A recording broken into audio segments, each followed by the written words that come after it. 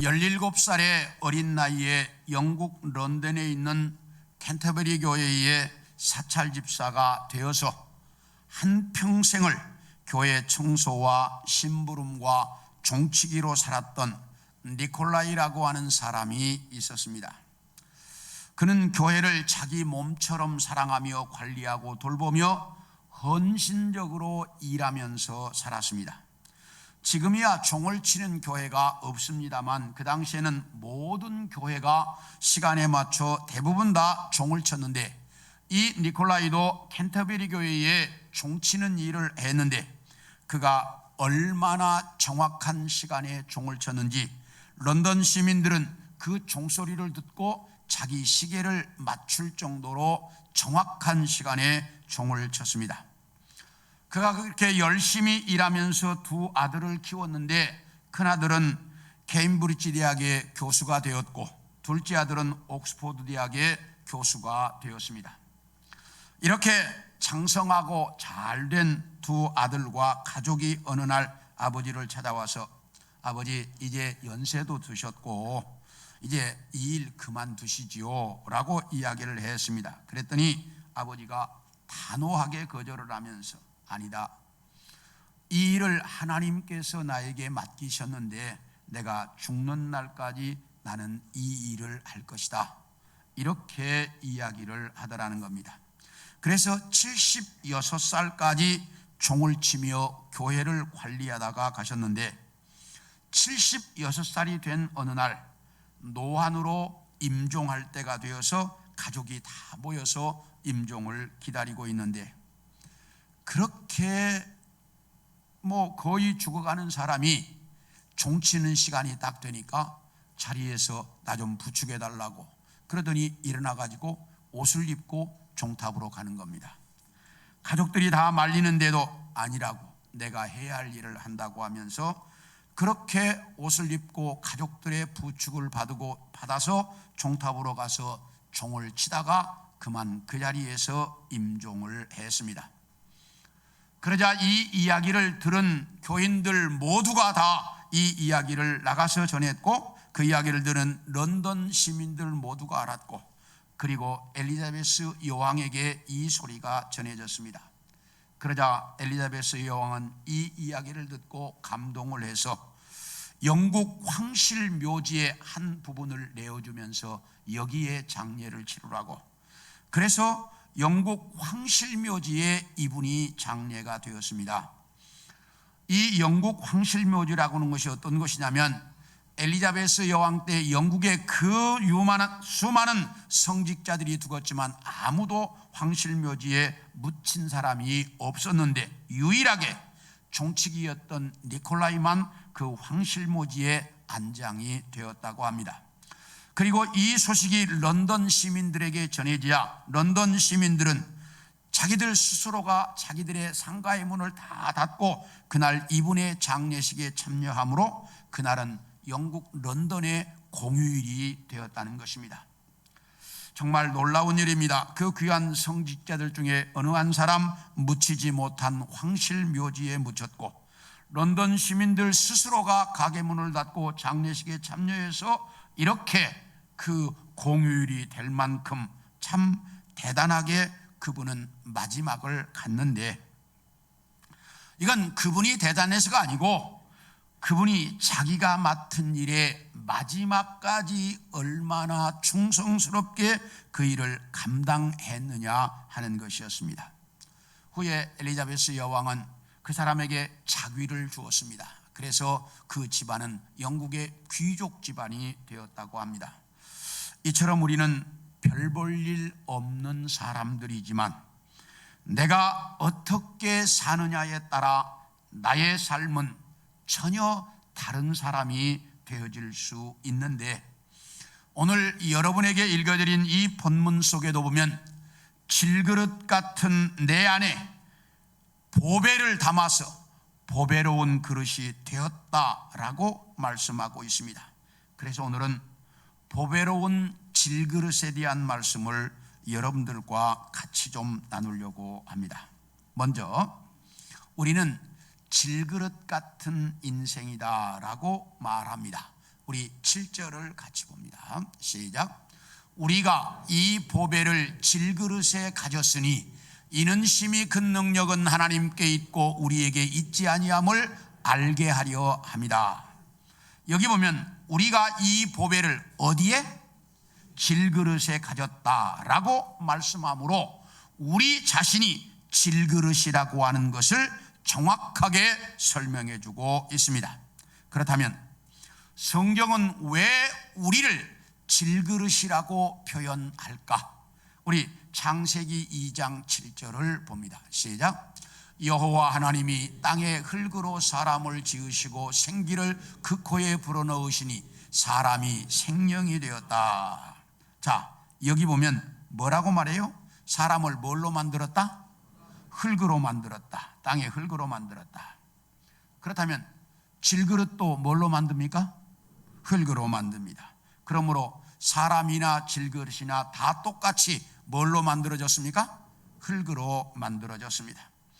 그러므로 사람을 질그릇이라고 한다고 해서 전혀 문제될 것이 없습니다. 그래서 우리 다 같이 예레미야서 18장 6절을 보겠습니다.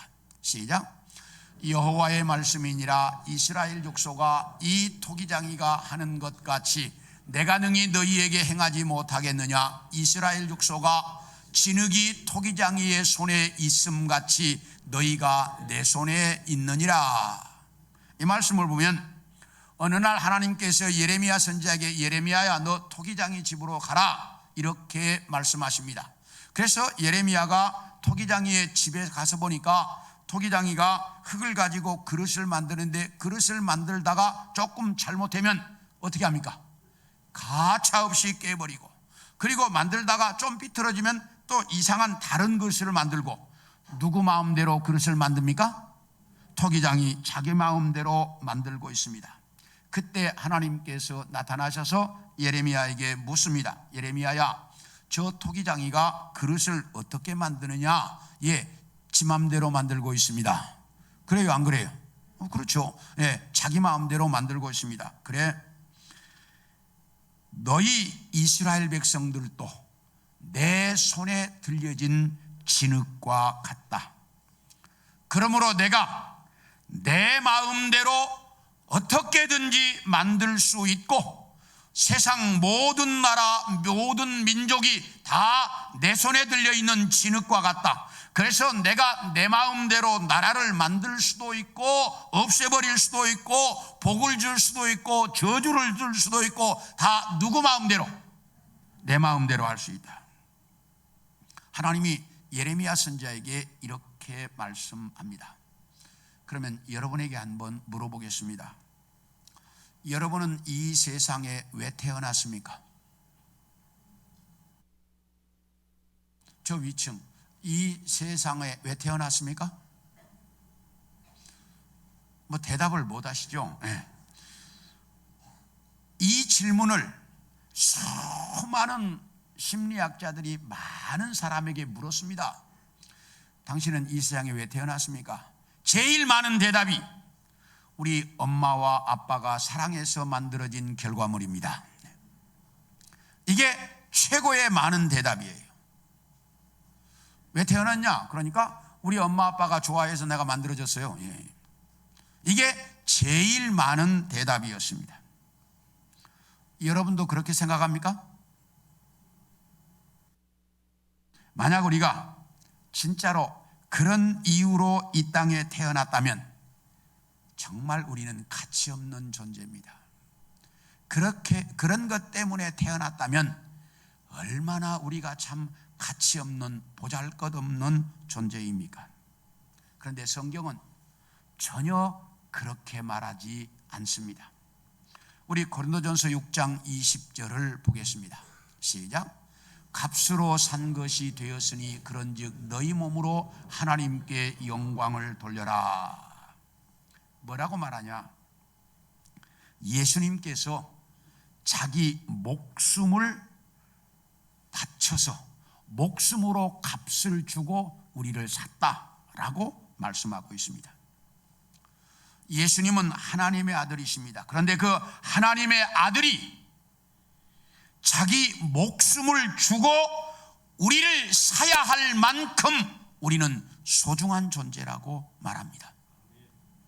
그렇다면 흙으로 만든 질그릇 같은 내가 왜 이렇게 소중하고 고귀한 존재가 되었을까?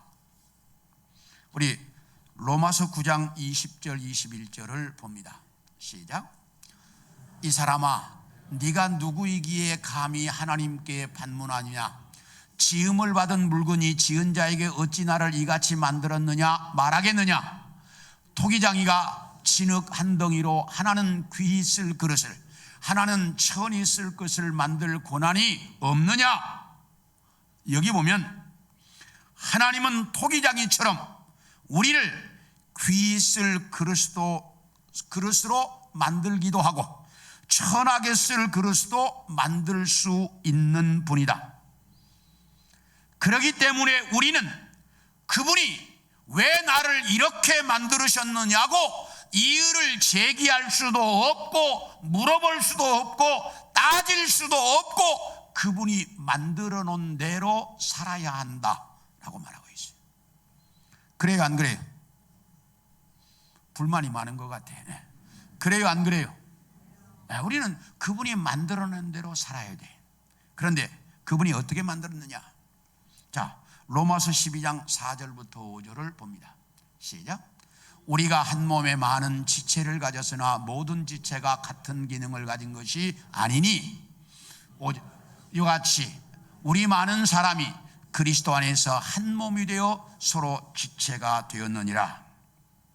여기 보면 우리 몸에는 수많은 지체가 있는데 그 지체는 각자 하는 일이 다 다르다. 눈은 눈대로, 귀는 귀대로, 코는 코대로, 심장은 심장대로, 콩팥은 콩팥대로 각자 하는 일이 다 뭐예요? 달라요. 그렇습니다. 이 중에 어느 것 하나라도 없으면 뭐가 되는 거예요? 장애인이 되는 거죠. 그렇잖아요. 눈 하나 없으면 눈 하나 없는 장애인, 그렇게 말하잖아요. 장애인이 되는 거죠. 우리가 별로 필요 없다고 생각하는 우리 몸의 장기 중에 뭐가 있냐면 맹장이라는 것이 있습니다. 그렇죠? 맹장 떼어내도 별 문제 있어요, 없어요? 없어요. 근데 맹장이 없으면 우주비행사는 안 됩니다.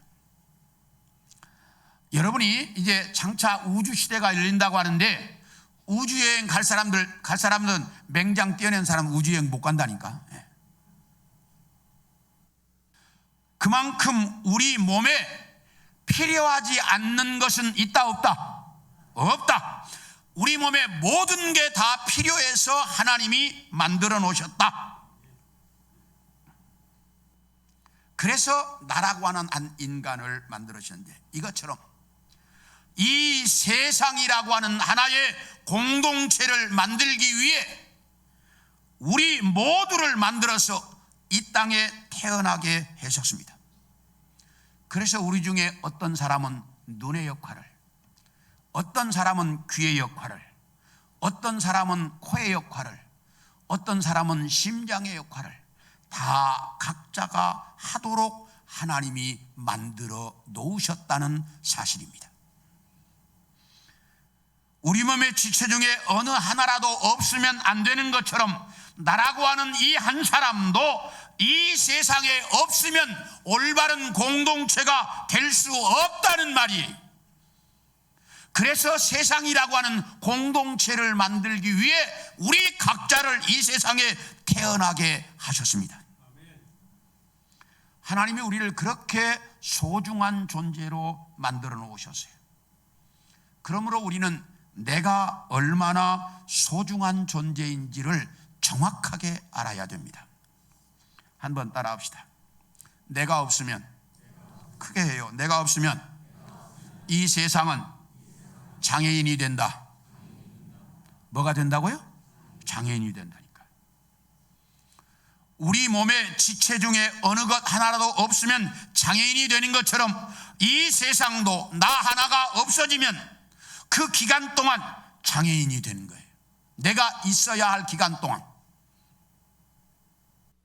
장애인이 된다는 거예요. 그러므로 우리는 이 세상에서 내가 얼마나 소중한 존재인지를 정확하게 알고 살아가야 합니다. 나 하나가 없어지면 내 몸에 어느 장기 하나가 없어지는 것처럼 세상에 하나가 없어지기 때문에 세상이 장애인이 된다는 거예요. 그만큼 필요해서 하나님이 우리를 이 땅에 태어나게 하셨습니다. 이만큼 여러분이나 저는 소중한 존재로 하나님이 이 땅에 만들어 놓으셨지 엄마 아빠의 사랑의 결과물로가 아니에요. 그만큼 필요해서 이 세상에 만들어 놓으셨는데, 그런데 우리가 꼭 잊지 말아야 할 것이 하나 있습니다. 자, 질그릇의 특징 중에 가장 여러분들이 제일 잘 아는 특징이 뭐예요? 질그릇은 잘 깨진다는 겁니다. 질그릇이 얼마나 잘 깨지느냐, 설거지 하다가 둘이 부딪혀 갖고 뭐 할 때가 있어요? 깨질 때가 있고, 들고 있다가 떨어뜨리면 어때요? 박살이 나고. 이 질그릇 이야기만 하면 제가 꼭 생각나는 게 있습니다. 제가 어렸을 때예요, 늦가을에 이제 집에 김장을 하고 큼직한 다라이, 질그릇으로 된 다라이에다가 물을 가득 담아놨습니다. 이제 근데 그 다음날 아침에 자고 딱 일어나 보니까 그 그릇에 딱 얼음이 얼었어요. 그러면 얼음이 얼면 뭐 해보고 싶어요? 우리 강 장로님 뭐 해보고 싶어요? 얼음이 얼은 걸 딱 보면 뭘 해보고 싶어요? 깨보고 싶어요. 강 장로님이나 똑같아요. 깨보고 싶은 거예요. 그래가지고 발을 들어서 탁 건드리니까 안 깨져요. 안 깨지니까 어떻게 해야 돼? 우리 똑같으잖아요. 힘을 줘갖고 빵 밟았어요. 얼음과 동시에 뭐도 다 깨졌어? 질그릇도 쫙 깨져버려. 그래가지고 물이 그냥 온 마당에 다 쏟아지고, 그래가지고 어머니한테 엄청나게 혼났죠. 질그릇은 이렇게 잘 깨집니다. 이처럼 여러분이나 저도 질그릇 같은 존재이기 때문에 잘 깨지기 쉬운 사람이라는 사실이에요. 우리가 얼마나 잘 깨지기 쉬운가? 사무엘상 18장 7절과 8절을 봅니다. 시작. 여인들이 뛰놀며 노래하여 이르되 사울이 죽인 자는 천천히요 다윗은 만만히로다 한지라. 사울이 그 말을 불쾌하여 심히 노하여 이르되 다윗에게는 만만을 돌리고 내게는 천천만 돌리니 그가 더 얻을 것이 이 나라 말고 무엇이냐. 이게 무슨 말이냐면 이스라엘과 블레셋 사이에 전쟁이 벌어졌습니다. 그 전쟁에서 다윗이 골리앗을 죽임으로 이스라엘 나라가 대승을 거두었습니다. 그래가지고 승전가를 부르면서 이제 개선 행진을 하고 있습니다. 그때 많은 사람들이 길가에 나와 있었는데 여자들이 모여가지고 노래를 부릅니다. 그런데 뭐라고 노래를 부르냐? 사울은 천천히요 다윗은 뭐다? 만만이다. 그러니까 그 노래를 들은 사울 임금이 화가 나가지고, 야, 다윗에게 만만을 돌리고 내게는 천천만 돌리니 저놈이 원하는 게 뭐겠냐? 나라 아니겠냐? 이러면서 그때부터 사울의 마음은 깨지고 말았습니다. 이때 깨진 사울은 평생토록 그 깨진 마음 때문에 다윗 죽이려고 쫓아다니다가 그 인생 끝나고 말았습니다. 여인들이 부른 노래 하나에 사울의 마음은 완전히 박살나버렸습니다. 예수님이 예루살렘 성에 입성할 때 자기들의 옷을 벗어서 길바닥에 깔면서 다윗의 자손 예수여라고 왕으로 예수님을 맞이했습니다. 그런데 그 예수님이 십자가에 죽는 모습을 본 이 사람들은 예수님을 향해서 욕하고 손가락질하고 비난하고 비웃고 욕했습니다. 일주일 전에 그렇게 왕으로 맞이했던 사람들이 일주일 만에 그 마음이 완전히 변해가지고 예수님을 욕하고 손가락질하고 비난했습니다. 이것이 인간의 마음이라는 사실이에요. 그런가 하면 우리 마태복음 28장 15절을 봅니다. 시작. 군인들이 돈을 받고 가르친 대로 하였으니 이 말이 오늘날까지 유대인 가운데 두루 퍼지니라. 뭐라고 말하냐? 대제사장과 장로들이 예수님의 무덤을 지키던 군인들을 불러가지고 돈을 주면서 너희 예수라고 하는 사람이 다시 살아났다는 말 절대로 하지 말고 밤중에 그의 제자들이 와가지고 몰래 그 시체를 도둑질해 갔다 이렇게 말을 해라 라고 돈을 주면서 설득했습니다. 그러니까 그 군인들이 나가서 돈 받고 전부 다 예수라고 하는 사람이 살아난 게 아니고 밤중에 제자들이 와서 그 시체를 도둑질했다고 거짓말했습니다. 이렇게 돈 몇 푼에 양심이 완전히 깨져버리는 게 그게 인간의 모습이라는 거예요. 얼마나 잘 깨지기 쉬운 존재이냐. 자기 자존심 하나 상하면 그것 때문에 평생을 원수처럼 사는 사람들이 많이 있고, 자기 인격 무시했다고 모독했다고 그것 때문에 원수처럼 사는 사람들이 많이 있고, 그렇게 깨지기 쉬운 질그릇 같은 존재가 내 마음이라는 사실이에요. 따라합시다. 나는 질그릇 같은 존재여서 가장 잘 깨지는 사람이다. 예, 그게 우리의 모습이라는 거예요. 자, 그러면 질그릇 같은 내 인생이 세상에서 가장 보배로운 인생이 되었다라고 말합니다. 어떻게 이럴까? 우리 7절을 봅니다. 시작. 우리가 이 보배를 질그릇에 가졌으니 이는 심히 큰 능력은 하나님께 있고 우리에게 있지 아니함 알게 하려 함이라. 여기 보면 우리는 분명히 질그릇인데 그 질그릇 안에 뭘 가졌다? 보배를 가졌다라고 말합니다.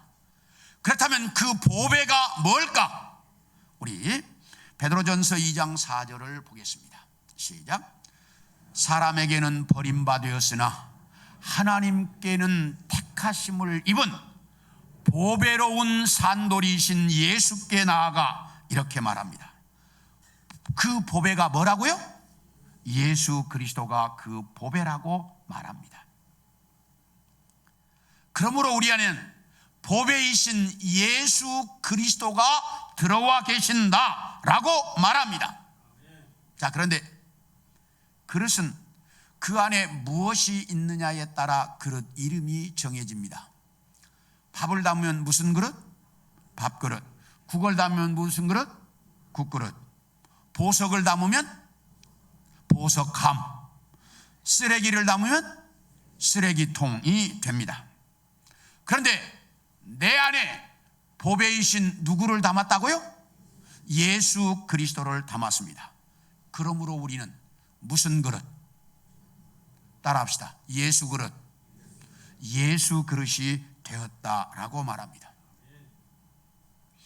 내 안에 예수 그리스도 보배를 담았기 때문에 우리가 예수 그릇이 되었다는 거예요.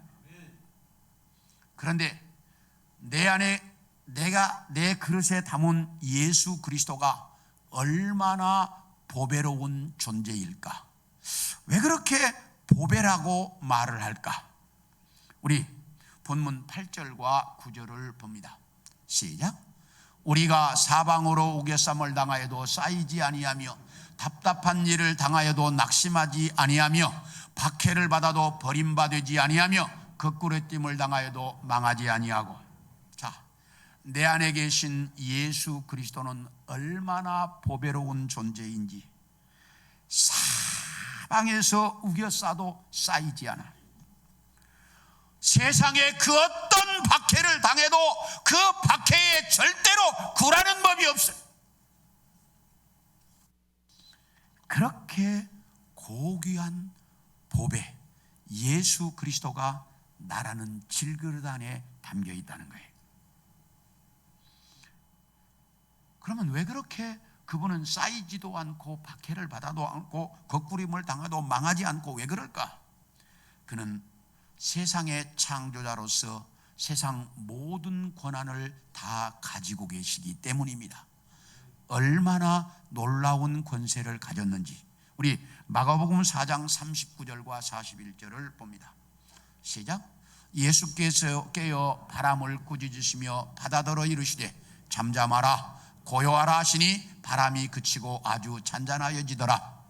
그들이 심히 두려워하여 서로 말하되 그가 누구이기에 바람과 바다도 순종하는가 하였더라. 예수님께서 제자들과 함께 배를 타고 갈릴리 바다를 건너가시는데 갑자기 광풍이 불어가지고 이제 바람이 부니까 파도가 쳤고 파도가 치니까 물이 배에 들어와서 배가 가라앉을 위기에 처했습니다. 그런데 예수님은 배 뒤편에서 주무시고 있습니다. 그러니까 제자들이 가서 예수님을 깨웠습니다. 예수님, 우리 좀 살려달라고. 그러니까 딱 잠에서 깨신 예수님이 이렇게 딱 일어나시더니 바람을 향해서 너 가만히 있어. 파도를 향해서 잠잠해라 고요해라 딱 한마디 하시니까 그렇게 세차게 불어대던 바람이 잔잔해졌고 그렇게 집채처럼 움직이던 그 바다의 물이 고요한 호수처럼 딱 변했습니다. 놀란 제자들이 아니 저분이 도대체 누구냐? 아니 저분이 누구인데 저 바람도 순종하고 파도와 바닷물도 순종하느냐? 도대체 저분이 누구냐? 이러면서 제자들이 놀라고 있습니다. 내 질그릇 같은 내 안에 계신 보배 그분은 이렇게 자연도 자기 마음대로 다스릴 수 있는 분입니다. 인간이 자연을 극복했습니까? 못했습니까? 아직은 못했습니다. 하나의 예를만 들면 지금 산불만 나도 우리나라 지금 어떻게 못하지 않지? 미국이라는 그 거대한 나라도 허리케인만 불어오면 속수무책이야. 자연을 점령하지 못했어요. 그런데 내 안에 계신 그분은 이 자연을 향해서 바람아 멈춰라. 그러면 바람이 멈추고 파도야 잔잔해라. 그러면 파도가 잔잔해질 수 있는 이 우주 만물 자연을 자기 마음대로 움직이실 수 있는 분 그분이 내 안에 계신다는 거예요. 그런가 하면 요한복음 11장 43절 44절을 봅니다. 시작. 이 말씀을 하시고 큰 소리로 나사로야 나오라 부르시니 죽은 자가 수족을 배로 동인 채로 나오는데 그 얼굴은 수건에 쌓였더라. 예수께서 이르시되 풀어 놓아 다니게 해라. 여기 말씀에 보면 나사로가 죽었다는 말씀을 들으시고도 4일째 되는 날이 돼서야 나사로의 집에 가셨습니다. 그러니까 그 누이인 마리아와 마르다가 예수님께 왜 이제 오셨냐고 우리 오라비가 죽은 지 4일이나 되었다고 예수님을 원망하듯 이야기합니다. 그러니까 예수님께서 무덤이 어디냐 가자. 그래서 무덤으로 가시더니 무덤문을 열어라. 마르다가 예수님 무슨 말씀이에요? 우리 오라비 죽은 지 4일이 지나서 이제 썩어서 냄새 나는데 무슨 무덤문 열어라. 그래서 무덤문을 딱 여니까 나사로야 나오너라. 이 한마디를 딱 하시니까 죽은 지 4일이 지난 나사로가 배로 동인 채로 걸어서 나왔다라고 말합니다. 인간이 그렇게 극복하려고 인류가 탄생에서부터 지금까지 노력한 게 뭐냐? 죽음을 극복하자는 것이에요. 그래요, 안 그래요? 예? 이 죽음이라는 것을 극복해 보려고 인류가 그렇게 노력해도 아직까지 극복하지 못했는데, 그 죽음을 자기 마음대로 하실 수 있는 분, 그분이 내 안에 계신 보배 예수 그리스도라는 사실이. 그래서 그 예수 그리스도를 보배라고 이야기하는 겁니다. 세상에 그 어떤 보물이 자연을 마음대로 움직이고 죽음을 마음대로 움직일 수 있는 그 보물이 이 세상에 어디 있습니까? 따라합시다. 내 안에 계신 예수 그리스도만이 그렇게 하실 수 있다. 그래서 그분을 보물이라고 말합니다. 사랑하는 성도 여러분, 여러분이나 저나 우리는 질그릇 같은 존재인데, 그 우주 만물을, 자연을 마음대로 움직이실 수 있고 인간의 삶과 죽음도 마음대로 움직이실 수 있는 그분이 내 안에 계신다는 거예요. 그래서 우리를 가리켜서 보배로운 질그릇이다, 이렇게 말씀하고 있습니다. 자, 그렇다면 질그릇 같은 내 안에 왜 이렇게 보배로운 예수 그리스도를 담아주셨을까? 그 이유가 뭘까? 질그릇 같은 내 안에 그 보배이신 예수 그리스도를 왜 담아주셨을까? 그 이유가 뭘까? 우리 10절을 봅니다. 시작. 우리가 항상 예수의 죽음을 몸에 짊어지면 예수의 생명이 또한 우리 몸에 나타나게 하려 함이라. 뭐라고 말하냐? 우리 몸을 통해 예수의 생명이 나타나게 하려고 한다라고 말씀합니다. 다시 이야기하면, 형편없는 내 안에 그 보배로우신 예수 그리스도를 담아서 예수 그릇, 보배로운 그릇으로 만들어주신 이유는 질그릇처럼 형편없는 내 인생이지만 내 인생을 통해 내 안에 계신 예수 그리스도를 나타내 보여주라고 담아주셨다, 이렇게 말씀하고 있습니다. 그러므로 우리는 우리 인생을 살아가는 날 동안 세상 사람들에게 누구를? 내 안에 계신 보물 예수 그리스도를 세상 사람들에게 뭐 하라는 거예요? 보여주라는 거예요.